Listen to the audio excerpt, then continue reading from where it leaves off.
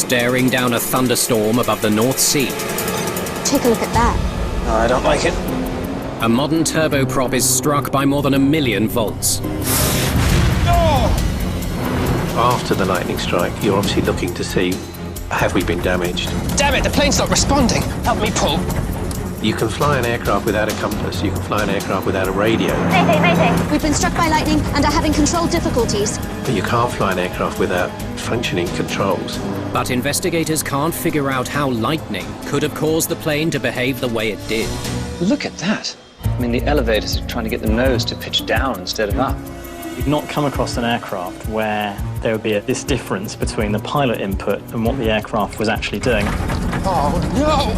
We're dropping! They were so distracted by that, they failed to see what was really going on.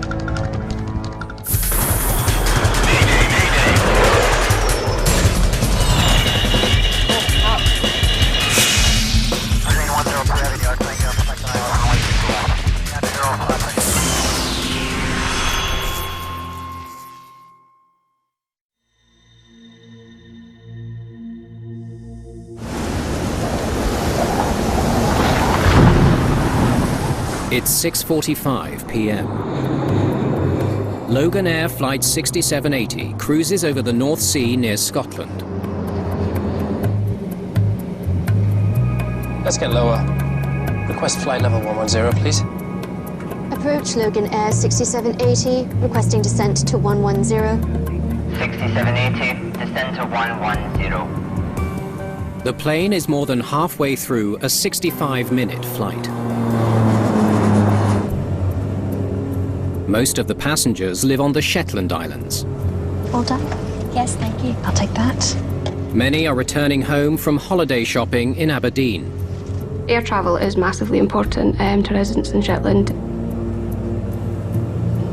It's important for work meetings, it's important for sporting events, for holidays. It's the fastest way to travel off island, so it's quick and convenient. The captain is experienced. He has more than 5,000 flying hours and is the pilot flying tonight. Passing flight level 150. The first officer is monitoring the instruments and handling all communications. Approach Logan 6780, descending through flight level 150 for the ILS runway 27. She has more than 1,000 flying hours. The crew had a good total experience. Of course, they didn't have a lot of experience flying the Saab 2000, but still, it was a normal experienced crew. The Saab 2000 is a twin-engine, high-speed turboprop. It's a plane that aviation analyst Hans-Peter Graf knows extremely well. The Saab 2000 is the most advanced turboprop still existing and flying. It has a jet-like performance paired with low fuel consumption. And it had real good performance to fly in and out of mountainous terrain. They're travelling north from Aberdeen, Scotland, to Sumburgh on the Shetland Islands, a remote archipelago prone to winter squalls and even hurricanes.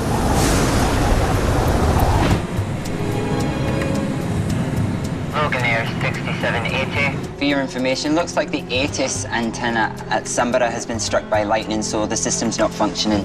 I'll update conditions when I get them. Okay, thanks for the update. There's been a lot of that so far this winter. The ATIS, or Automatic Terminal Information Service, provides pilots with continuous broadcast of essential information.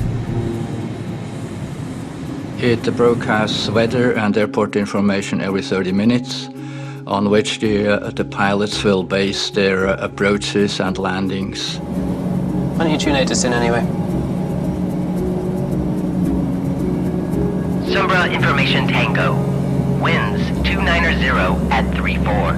Gusting 47. Visibility. Guess it didn't get fried after all. Gusting 47. It's gonna get a bit rough on the way down. The winds at Sumburgh Airport are blowing up to 47 knots, 54 miles an hour. The crew will be facing strong gale force winds while landing.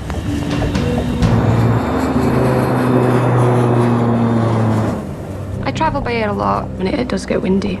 We were expecting a little bit of turbulence on the way. We knew flight of that size, it's a small flight, you do feel turbulence more than what you would on a bigger plane, but it was nothing unusual. The captain wants to be ready for any unpredictable weather thrown at them. Let's brief in case of a lightning strike. Copy that. Okay, right. Instrument lights are full in case we get blinded. Torches are here and here on your side, and the emergency elevator trim switch is overhead. Any questions? No questions. The statistics suggest that a particular aircraft will probably get a lightning strike about 1.5 times a year. You don't know when it's coming, of course, and the thing you're aware of is that these lightning strikes can affect the electronics and the avionics in the aircraft. Logan 6780. Fly heading 355. Latest weather from Sumburgh. Visibility 3300 now. Moderate rain and snow. Runway is wet. 355 for 6780. Got the weather too, thanks. Just slow it down to 205 before we get into the chop. Roger that. The crew prepares the plane for the turbulence ahead. Right, let's get them buckled in back there.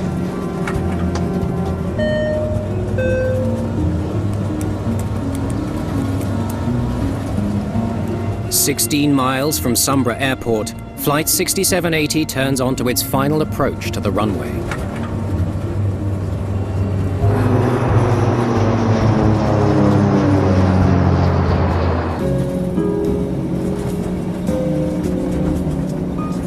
Take a look at that. I don't like it. There's some bad weather developing off the end of the runway. Approach, Logan 6780. There's a big storm cell on radar just off the runway. We might need to discontinue. 6780. Roger. Let me know. All crews going into an airfield in these sorts of conditions will be wary of the thunderstorms activity around them. The pilots consider their options. How much fuel do we have left? 2,500 kilos. You want to head back to Aberdeen? Well, let's circle. Make another attempt. They abandoned the approach when they saw a lot of precipitation on their weather radar just ahead of them. Updrafts, downdrafts, wind shears, which are not predictable. So you better go around and wait or divert to another airport. Logan 6780. We're going to circle around, turning 180 for now. 6780. Understood. Maintain 2000. He obviously made the decision that at that time he would just turn away from the airfield and probably allow that weather to pass through and then have another approach.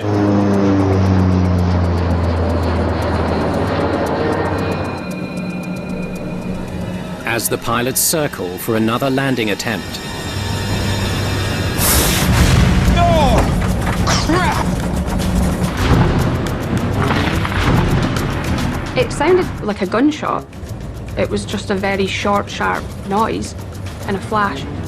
I thought at that point that it was something that had happened to the engines. If you experience a lightning strike, especially at night, it's a very bright light. You can smell a burn smell, ozone smell, and that sure is frightening or fearsome to every crew. Circuit breakers look fine. After the lightning strike, you're obviously looking to see, have we been damaged?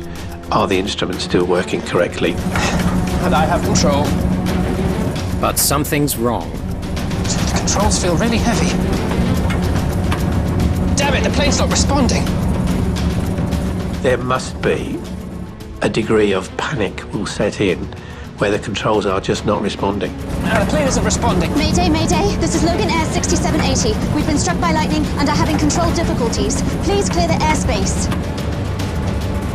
I knew that there was definitely something not right. I was terrified.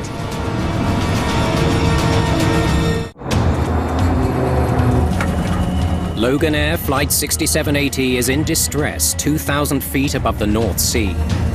Mayday, Mayday. This is Loganair 6780. Please clear the airspace. 6780. Copy. If you can, souls on board and fuel remaining. 33 souls on board. 2,500 kilograms of fuel. Copy. All options are available. Do you want to land or divert? Without knowing what's wrong with the plane, It's really fighting me. it's too risky to attempt landing in a storm at Sumburgh Airport. We should divert back to Aberdeen. Better conditions. Agreed. Aberdeen Airport is 190 miles away. Let's try climbing to 4,000. 6780, we're going to divert back to Aberdeen. Something's wrong. I can't get the plane to climb. How's your side? It's really heavy. Trim's not doing anything either. If you grab on the yoke and the airplane is not responding, they realize, hey, there's something wrong. We need to do something.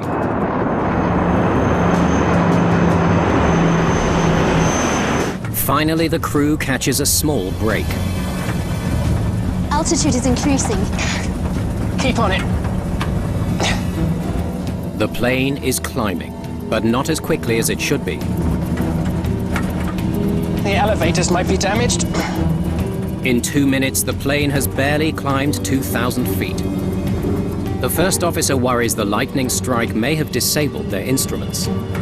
Aberdeen, 6780. What's our altitude? I show you approaching 4,000 feet.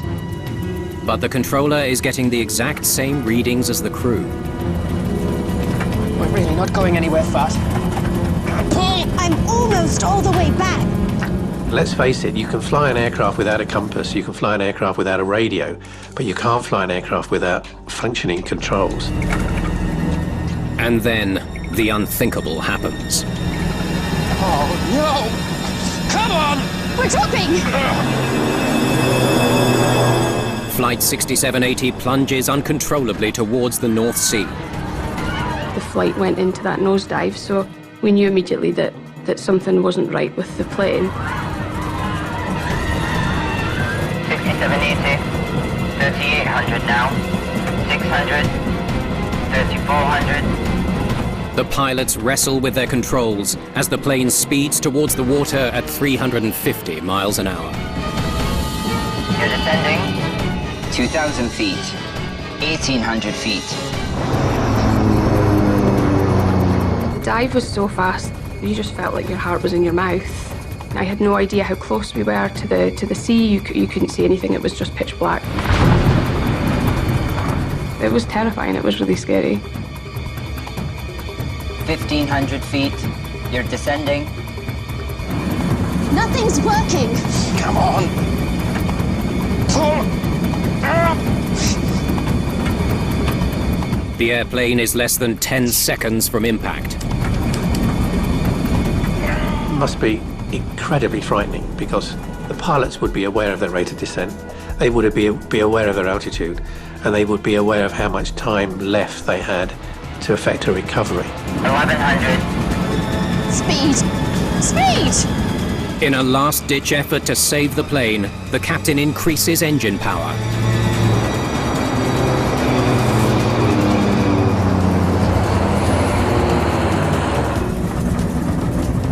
We're climbing.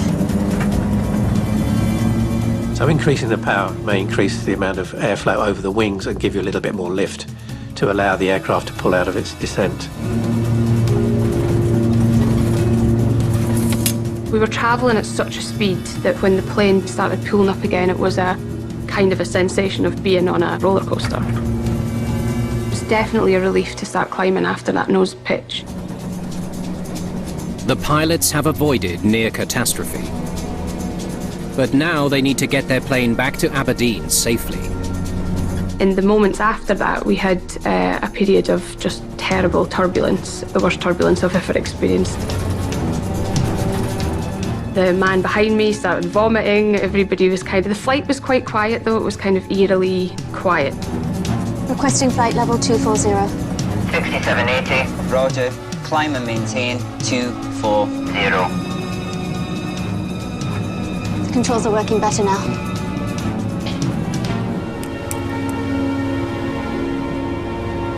Ladies and gentlemen, this is the captain. It was at that point the pilot came on and told us we'd been struck by lightning and we were heading back to Aberdeen.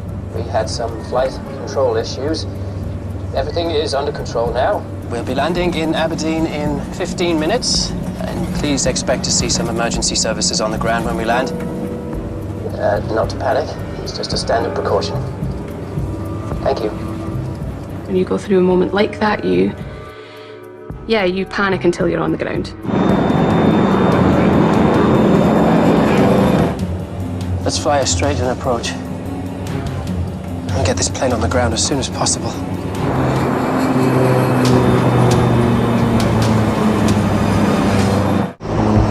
The pilots of Loganair Flight 6780 are on final approach to Aberdeen Airport. Aberdeen 6780, established on the localizer, runway 16. Not knowing which instruments they can trust, the pilots carefully configure the plane for landing. Flaps 35. Flaps 35. Control feels normal. Having avoided disaster twice already, their sole focus is to get the plane safely on the ground. 130. Speed looks good. Decision height. Runway in sight. Continue. The pilot came on and told us we'd be expecting a normal landing, but the emergency services would be on the runway. We weren't to be alarmed if we saw the lights.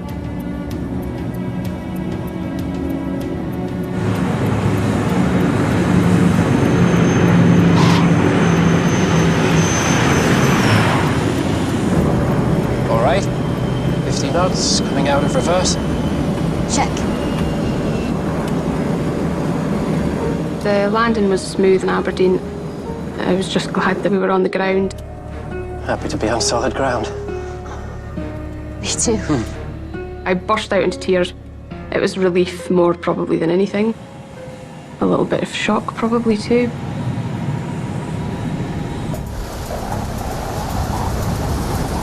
It's up to investigators at the Air Accidents Investigation Branch, or AAIB, to figure out what went wrong. David Miller is the Deputy Chief overseeing the investigation. I decided that this would be a full investigation because of the closeness this aircraft came to disaster. We then dispatched a small team of investigators to the operator's base to interview the crew and to examine the aircraft. Very quickly, the flight data and cockpit voice recorders are recovered from the Saab 2000. Great work. Let's hope they can provide some answers. Let's hope. The normal process for an investigation is the investigators take the recorders, the cockpit voice recorder and the flight data recorder, bring them back to the laboratories and recover the data. Looks to be in pretty good shape. Unusually so, yeah. Investigators need to confirm the crew's report of a lightning strike, as well as the flight attendant's account of seeing an orb of light pass through the cabin. Ball lightning is a rare and little understood phenomenon known to precede lightning strikes inside airplanes.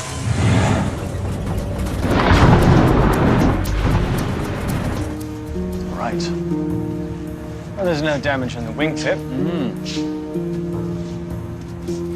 A lightning can strike more or less anywhere on an aircraft, but it tends to strike on the leading edge of the wings, on the radome at the front of the aircraft.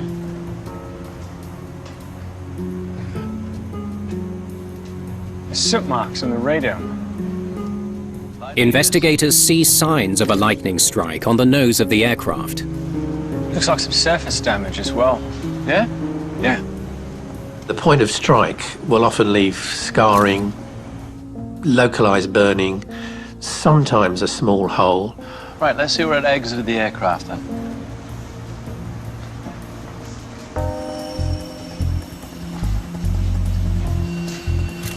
Elevators look fine.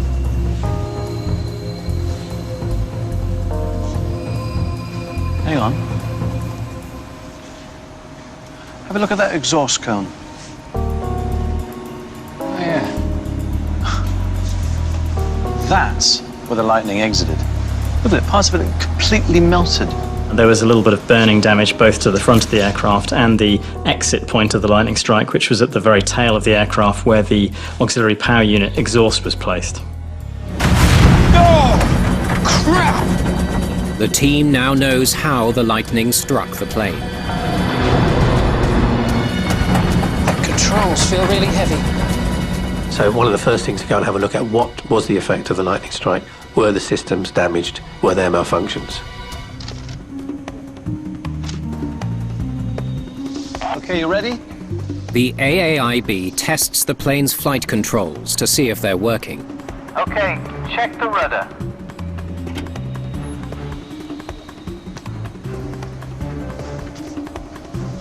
Looks good. How about the elevators?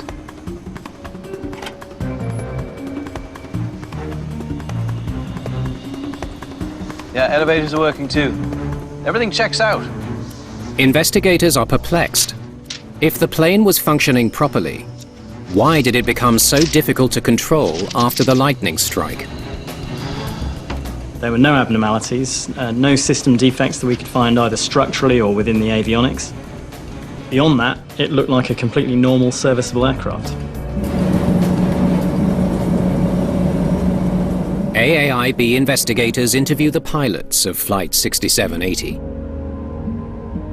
When we're fortunate enough, as in these circumstances, to have a surviving flight crew, then their recollections are really important for us to understand exactly how the event progressed from their perspective. So what happened after the lightning struck the plane? After the lightning struck, the autopilot disconnected.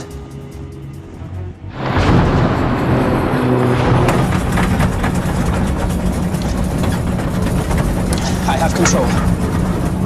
The crew of the aircraft became aware fairly shortly after the lightning strike that the aircraft wasn't responding as they expected to their flight control inputs. And then what happened? Well, we had control issues. Plane wouldn't climb. We tried everything and the plane wasn't responding.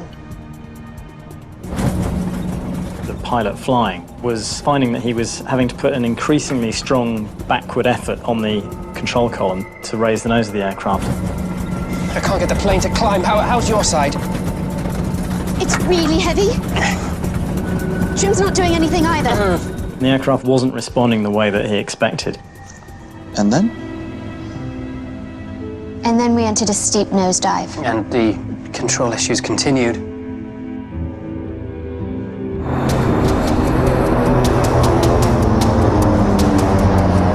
Nothing's working. Come on. Pull. Speed! Speed!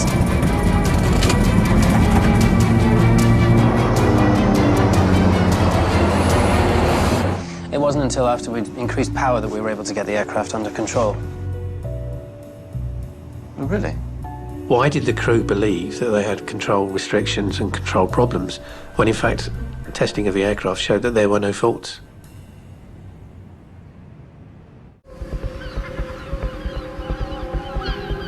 Let's have a listen, shall we? Puzzled by the crew's account of the incident on board Flight 6780, investigators turn to the cockpit voice recorder for answers. It will answer many questions as to why things were happening the way they were and how the crew were working together and interacting together. Aberdeen ground 6780, taxiing on Whiskey for parking stand 7. But something's not right. Aberdeen? Now, this is from when they landed back at Aberdeen. Right, can you stop it and go back to the top and play the game, please? Aberdeen ground 6780, taxiing on Whiskey for parking stand 7. That's all there is. Well, that's not going to help us very much now, is it? The CVR has recorded over the critical moments of the flight.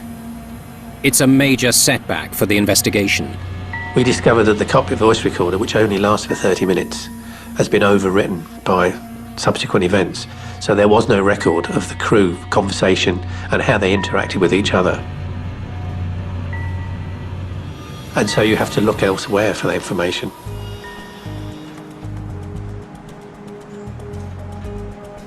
Right, this is what we know so far. The lightning struck, the autopilot disconnected, they had control problems. Then, the plane did a nosedive.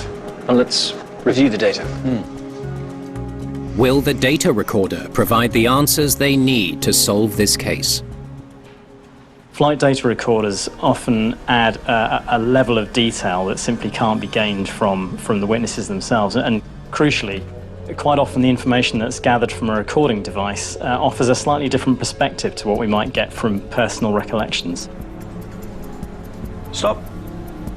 This is where the lightning struck at 2,000 feet. Right, and then for the next 2.5 minutes, there's a slow, uneven climb to 4,000 feet. And then they are in a very steep nosedive for 20 seconds towards the North Sea. That's 9,500 feet per minute. Investigators are struck by how close the flight came to total disaster. It was 7 seconds from plunging into the sea before they finally managed to pull out at 1,100 feet. The aircraft had a very high rate of descent in the moments before it reached that height, and so we were really very close to a very serious accident. What were the pilots doing to recover from the dive? Look at the control column data. Right after the lightning struck, the crew pulled back on the control column to pitch the nose up. I have control. Controls feel really heavy. Look at the line. I mean, they're having a very difficult time getting that plane to climb. We know from the data that the aircraft climbed to around about 4,000 feet. The pilot was finding that he was having to put an increasingly strong backward effort on the control column to raise the nose of the aircraft. And the aircraft wasn't responding the way that he expected. The FDR data confirms the pilots were tackling a control problem. But why? The captain said they were also applying pitch trim. Pitch trim moves the tail elevators up and down to maintain the pitch of the aircraft.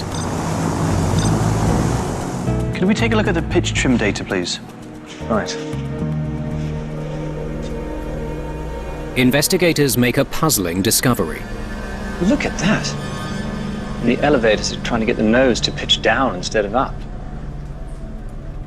After the lightning strike, some unknown force was fighting the pilot's inputs to both the control column and the pitch trim. It's very difficult to imagine what, let's say, an 80-pound force feels like. Normal control pressures are much, much lower than that, in the order of a sort of 10 to 20 pounds. So an 80-pound pull is really extraordinary and very difficult to maintain. Something's wrong. I can't get the plane to climb. How's your side? It's really heavy. Trim's not doing anything either. We found that although the pilots were applying a significant nose-up pitch control input by pulling the stick back towards them, the aircraft was actually trimmed nose down. Whatever was trimming the pitch control system was effectively overcoming the effort of the pilots.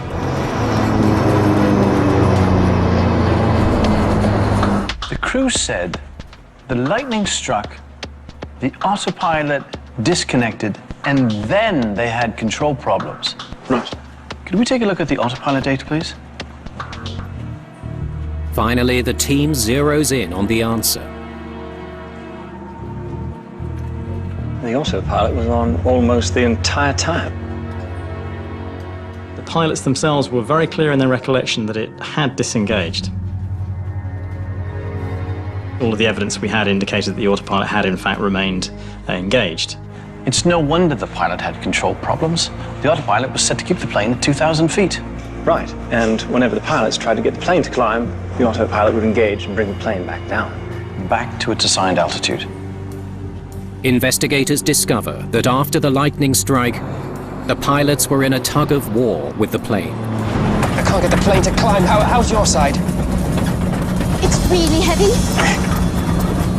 So we then had to look at why did the crew misunderstand the status of the aircraft.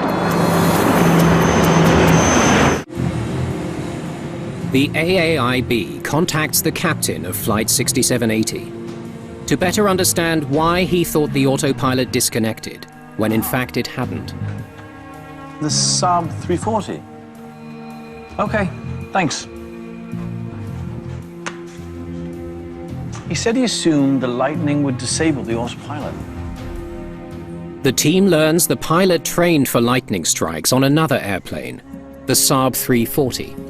To change from Saab 340 to the Saab 2000, you can say it's like changing from a motorbike to a bus. All systems are different. Performance is different. You're flying a totally different airplane.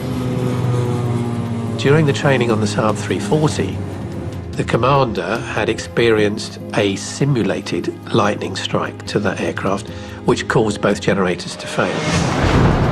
And in doing so, would cause the autopilot to disconnect. But I have control. So when the lightning strike happened for real, his first thoughts were, the autopilot has failed. The controls feel really heavy. I must control the aircraft myself. And in fact, the lightning strike had had minimal effect on the aircraft. Would you pull up the control data column again, please? If the lightning didn't disconnect the autopilot, investigators wonder why it remained engaged for more than 2 minutes as the pilots struggled with the controls. Wouldn't the force applied to the control column and the pitch trim have overridden the autopilot? Now, in most aircraft, if the pilot intervenes on the controls and tries to apply a force against the autopilot is designed to disengage. One way of thinking about this is to imagine you're driving down the highway in a car on cruise control, and you're getting close to a car in front of you, so you press the brake. And what you expect to happen is for the car to slow down.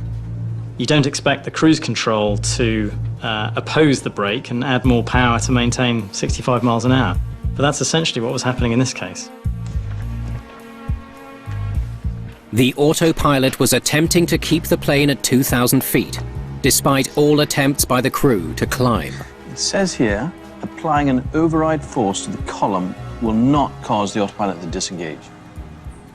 In the Saab 2000, the autopilot would not disconnect when you exert force on the control columns.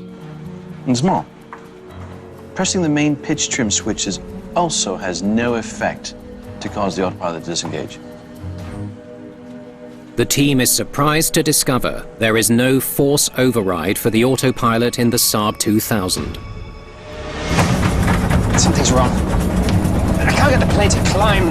One thing the pilot would have done is, as he pulled back, feeling the force on the control column, he would have used the switches on the control column to apply trim in the appropriate way. How's your side? It's really heavy. Trim's not doing anything either. But when the autopilot's engaged, in this model of aircraft, the trim switches are inhibited. So no matter how much they've selected those trim switches, they were having absolutely no effect. Investigators soon discover that the Saab 2000 is unique. Look at that. It's one of the few planes in existence that doesn't have an autopilot override. Every plane has an autopilot override function except for the Saab 2000. It just had a different design to all the other aircraft we were aware of. And really to discover that the autopilot had greater authority than the human pilots was a bit of a revelation for us.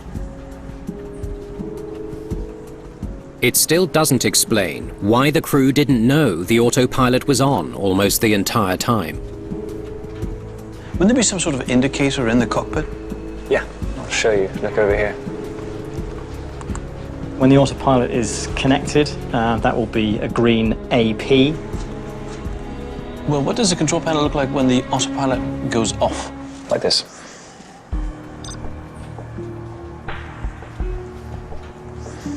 When that autopilot is not connected, it will be a white AP, but the letters AP remain. That's it? That's it, just goes from green to white. One could argue whether that visual clue is enough to warn the crew the status of the autopilot. And I have control. It's not as if the AP disappears when it's not engaged and appears when it is engaged. Oh, no! Come on! We're dropping! But all we have here is a colour change between green and white, and that sometimes is very difficult to perceive when you're in a high-stress situation. Investigators believe that the autopilot visual indication might have been too small for the pilots to see as they struggled to control their plane.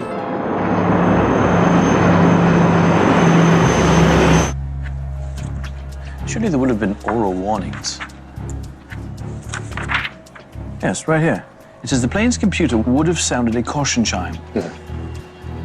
Even if the pilots missed the visual indications for the autopilot, caution chimes would have alerted them when they adjusted the pitch trim. The captain never said anything about hearing any chimes. Right, so what's going on then? 3780, 3800 now. If they are trimming against the autopilot for more than 10 seconds, a chime will announce to say that there is a pitch mistrim situation. We see from the data that it's highly likely that the alerts would have occurred, but the crew don't recall having heard them. Nothing's working! Come on! So why did the pilots of Flight 6780 ignore all warnings telling them that the autopilot was in control?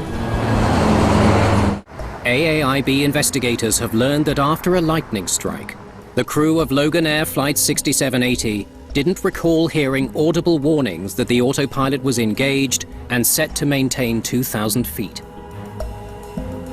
Lightning struck the plane, and for 2.5 minutes, the crew struggled with the controls to get the plane to climb. Right, they were so distracted by that, they failed to see what was really going on. Could the stress have affected their perception of the situation?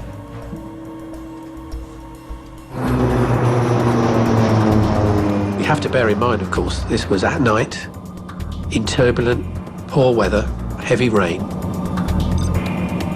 and the lightning strike would have been really quite bright, and the noise would have been alarming. So it's sort of understandable that their performance was degraded because of the stress situation. And I have control. A couple of things happen when we get stressed.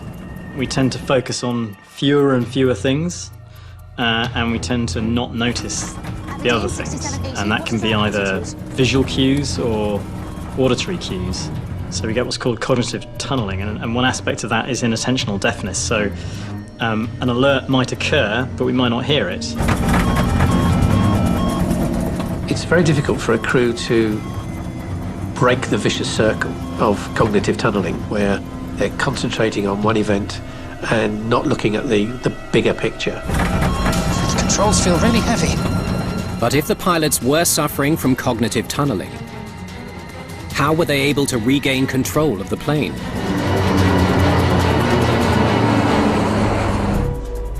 Okay, look at this. The AAIB makes one last horrifying discovery. The only reason the autopilot ever disengaged was because of a random glitch in the plane's computer system. The reason for the disconnection was that there was a momentary loss of data to the air data computer. And we know that's one of the conditions that would cause the autopilot to disconnect, and that's what caused it to disconnect in this case. Had the autopilot disconnected more than 7 seconds later, the airplane would have gone into the ocean in a dive at over 300 knots. This wasn't a fatal accident by pure luck. Investigators believe they finally understand what caused the terrifying incident on board Loganair Flight 6780.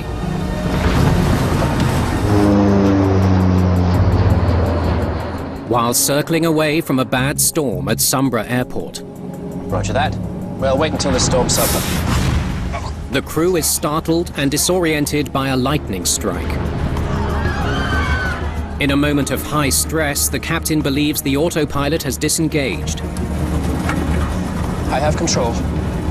when it hasn't. The autopilot remained engaged and they didn't realise that was the case. So effectively from that point until it disengaged, they were fighting the autopilot. They wanted to climb, it wanted to descend, and because of the way the flight controls were configured, the autopilot was going to win. Engaged in a tug of war with the aircraft, cognitive tunneling takes over. Something's wrong. I can't get the plane to climb. How's your side? The highly stressed pilots don't register the audible warnings telling them that the autopilot is still engaged. It's really heavy. Trim's not doing anything either. The final blow is a one-of-a-kind autopilot system without a force override. I have every sympathy for crews being startled when something unusual happens, whether there's an explosive engine failure or a lightning strike in this case. But the training must kick in, and the crew must revert to, in effect, as I say, sit on your hands for a few moments, make an assessment of what's happened, what's gone wrong, what's working, what's not working, and then deal with the situation from there. Oh, no! Come on! We're dropping! If it wasn't for a split-second fluke error in the computer system and the relentless efforts of the crew, Speed! Speed! Flight 6780 would have slammed into the North Sea at 380 miles per hour.